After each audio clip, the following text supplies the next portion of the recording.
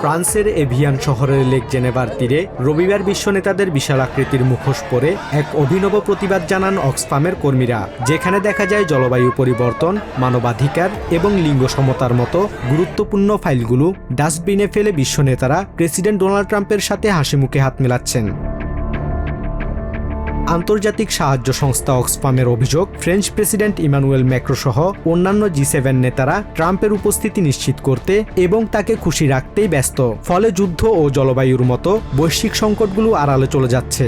La symbolique de notre action, c'est de montrer les sujets. G7 যদি কেবল Donald ট্রাম্পের সামনে মাথা নত করা আর তাকে খুশি রাখার মঞ্চে পরিণত হয়, তবে এই সম্মেলন উল্টো ক্ষতিকর প্রমাণিত হবে। বিশ্ব নেতারা আজ যেসব সিদ্ধান্ত নিতে ব্যর্থ হচ্ছেন, তার জন্য তাদের ইতিহাসের কাছে জবাবদিহি করতে হবে। Satisfait de pouvoir অক্সফামের প্রতিবাদের পাশাপাশি সুইজারল্যান্ডের জেনেভাতেও নেমেছে হাজারো মানুষের বিশাল ঢল। পুঁজিবাদ ও সাম্রাজ্যবাদ বিরোধী স্লোগানে মুখর বিক্ষোভকারীরা বিশাল প্যালেস্টাইনের পতাকা হাতে রাস্তা ও পার্কগুলোতে সমাবেশ করছেন। এমনকি জেনেভা লেকের বুকেও নৌকা ভাসিয়ে পালের গায়ে বড় বড় অক্ষরে লিখে দেওয়া হয়েছে নো G7। কর্তৃপক্ষ সব রাস্তাঘাট বন্ধ করে পুরো শহর অবরুদ্ধ করে রেখেছে। আমাদের সর্বত্র তল্লাশি করা হচ্ছে, চলাফেরা করা অসম্ভব হয়ে পড়েছে। মাত্র 7 জন মানুষের বৈঠকের জন্য পুরো শহর অচল করে দেওয়ার এই সিদ্ধান্ত সম্পূর্ণ অযৌক্তিক। তারা তো চাইলে এই বৈঠকটি ভিডিও কনফারেন্সের মাধ্যমেও করতে পারতেন। G7 আসলে ধনকুবেরদের একটি সার্কাস, যার মূল উদ্দেশ্য হলো ধনীদের আরো ধনী করা আর গরিবদের পেছনে ফেলে দেওয়া। এই পুঁজিবাদী ও পিতৃতান্ত্রিক ব্যবস্থার বিরুদ্ধে আমাদের নারীদের আরো জোরালোভাবে সোচ্চার হতে হবে। এই ব্যাপক বিক্ষোভের মুখে ফ্রেঞ্চ ও সুইস সীমান্ত জুড়ে জোরদার করা হয়েছে নজিরবিহীন সামরিক নিরাপত্তা। সুইজারল্যান্ড তাদের 4000 সেনা এবং ফ্রান্স 8000 পুলিশ মোতায়েন করেছে। তবে সাধারণ শান্তিকামী আন্দোলনকারীদের অপরাধীর মতো আটকে রাখা নিয়ে ক্ষোভ প্রকাশ করেছেন অনেকে। কর্তৃপক্ষ আমাদের সাথে এমন আচরণ করছে যেন আমরাই সব অপরাধী। অথচ সত্য হলো এই পৃথিবীর ক্ষমতাশীল মানুষ আর পুঁজিবাদীরাই আজ পুরো গ্রহটাকে ধ্বংসের মুখে ঠেলে দিয়েছে।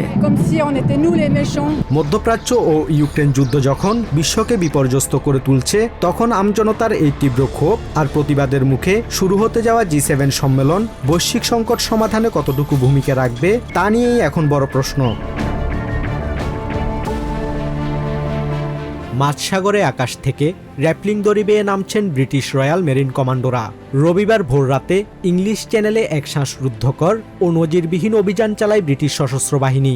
লক্ষ্য রাশিয়ার ওপর আরোপিত নিষেধাজ্ঞা ফাঁকি দিয়ে তেল পরিবহন করা শ্যাডো ফ্লিট এর অন্যতম বড় জাহাজ স্মির্তোস। ক্যামেরুনের পতাকাবাহী এই বিশালাকার তেল ট্যাঙ্কারটি অবরুদ্ধ করতে ব্যবহার করা হয় চিনুক হেলিকপ্টার, যুদ্ধবিমান, একটি ফ্রিগেট এবং মাইনহান্টার যুদ্ধজাহাজ। রয়্যাল মেরিনের পাশাপাশি ব্রিটেনের ন্যাশনাল ক্রাইম এজেন্সির বিশেষ কর্মকর্তারা এই অভিযানে অংশ নেন এবং জাহাজের সমস্ত নথিপত্র তল্লাশি শুরু করেন। Our focus was on the coordination to ensure that we conducted a really slick execution of that boarding, and that's what we achieved.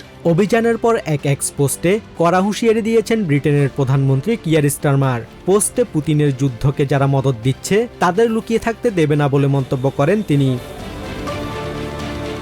Ukraine যুদ্ধের তহবিল জোগাতে মস্কো এই শ্যাডো ফ্লিটগুলোর মাধ্যমে গোপনে আন্তর্জাতিক বাজারে তেল বিক্রি করে আসছিল।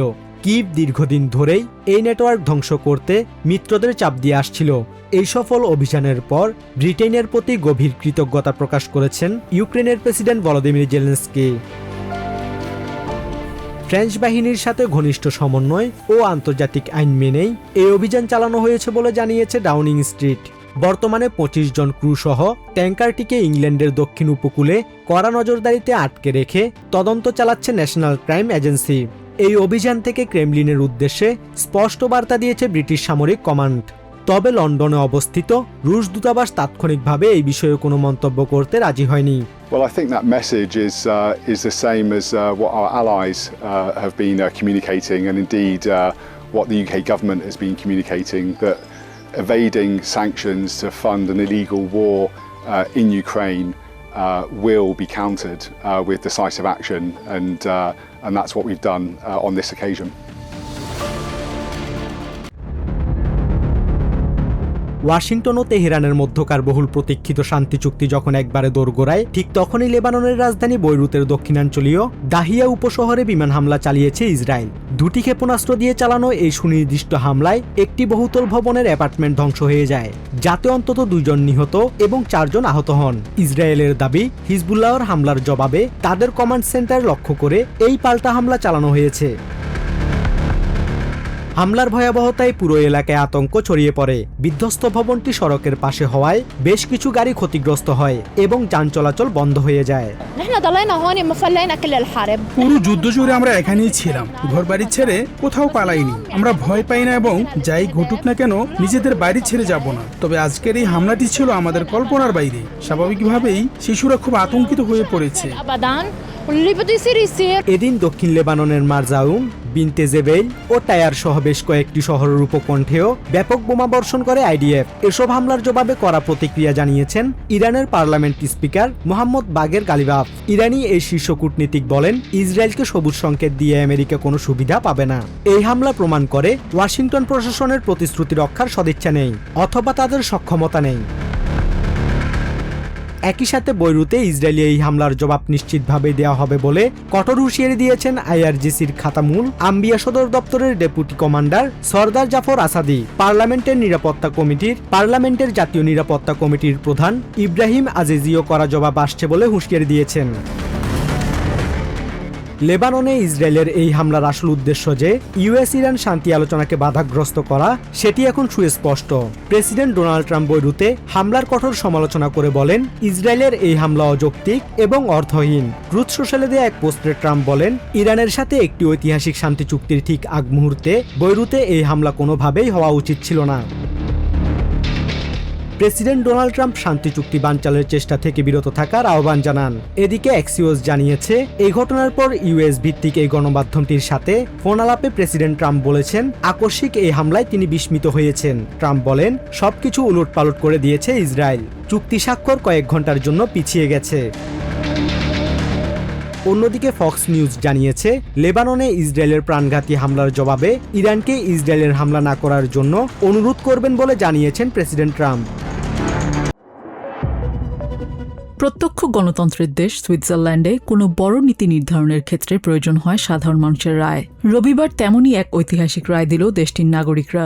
2050 সালের মধ্যে দেশের জনসংখ্যা কোনোভাবেই যেন 10 মিলিয়ন পার না হয়, এমন একটি আইনি সীমাবদ্ধতা বা ক্যাপ বসানোর প্রস্তাব এসেছিল গণভোটে।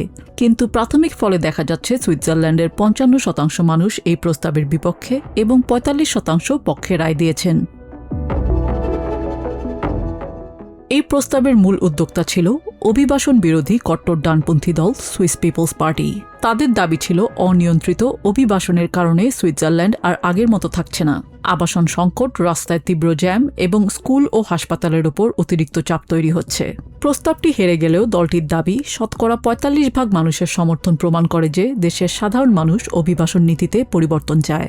45% of the Swiss population said yes to limit immigration, to do something against those big problems that we have with illegal and criminal asylum seekers. So a very strong sign to our government to change its policies, a very strong sign to the other parties as well, and a very strong sign to the large lobby organizations. দলটির প্রধান Marcel ড্যাটলিং এই ফলের পর তীব্র ক্ষোভ প্রকাশ করেছেন। তার মতে, সুইজারল্যান্ডের গ্রামীণ অঞ্চলের হাজার হাজার মানুষ এই প্রস্তাবের পক্ষে ভোট দিলেও শহরের ভোটারদের আধিক্যের কাছে তারা হেরে গেছেন। এই রায়ের ফলে সুইজারল্যান্ডের বিদ্যমান আবাসন বা সামাজিক খাতের কোনো সমস্যারই সমাধান হলো না বলে সতর্ক করেছেন তিনি। আজকের রবিবারটি আমাদের জন্য এবং পুরো সুইজারল্যান্ডের জন্য অত্যন্ত হতাশাজনক, কারণ আমরা হেরে গেছে গ্রামীণ অঞ্চলের মানুষ। গ্রামের মানুষ বিপুল সংখ্যায় হ্যাঁ ভোট দিয়েছিল, তারা একটা সমাধান চেয়েছিল, কিন্তু শহরের ভোটাররা আজ তাদের ওপর স্টিম রোলার চালিয়ে দিয়েছে। এর ফলে একটি সমস্যারও সমাধান হলো না। মূলত এই প্রস্তাব পাশ হলে ইউরোপিয়ান ইউনিয়নের সাথে সুইজারল্যান্ডের মুক্ত চলাচল চুক্তি বা ফ্রি মুভমেন্ট অফ পিপল বিপন্ন হতো, যা দেশের ব্যবসায়ী মহলকে চরম আতঙ্কে ফেলেছিল। কারণ সুইজারল্যান্ডের অর্ধেকের বেশি পণ্য বিক্রি হয় ইউরোপের বাজারে। এছাড়া দেশটির পর্যটন, হোটেল ব্যবসা এবং চিকিৎসা খাত ব্যাপকভাবে বিদেশি দক্ষ শ্রমিকদের উপর নির্ভরশীল। ভোটারদের বড় অংশই আশঙ্কা করেছিলেন জনসংখ্যা বেঁধে দিলে দেশটিতে তীব্র শ্রমিক সংকট দেখা দেবে এবং বৈশ্বিক অস্থিরতার এই সময়ে সুইজারল্যান্ড ইউরোপে বিচ্ছিন্ন হয়ে পড়বে। তবে ভোটের হার ছিল রেকর্ড 58%, যা সাধারণ মানুষের গভীর উদ্বেগেরই বহিঃপ্রকাশ। নিউ ইয়র্ক থেকে সম্প্রচারিত TVN 24 টেলিভিশন বিশ্বজুড়ে বাঙালির কণ্ঠস্বর।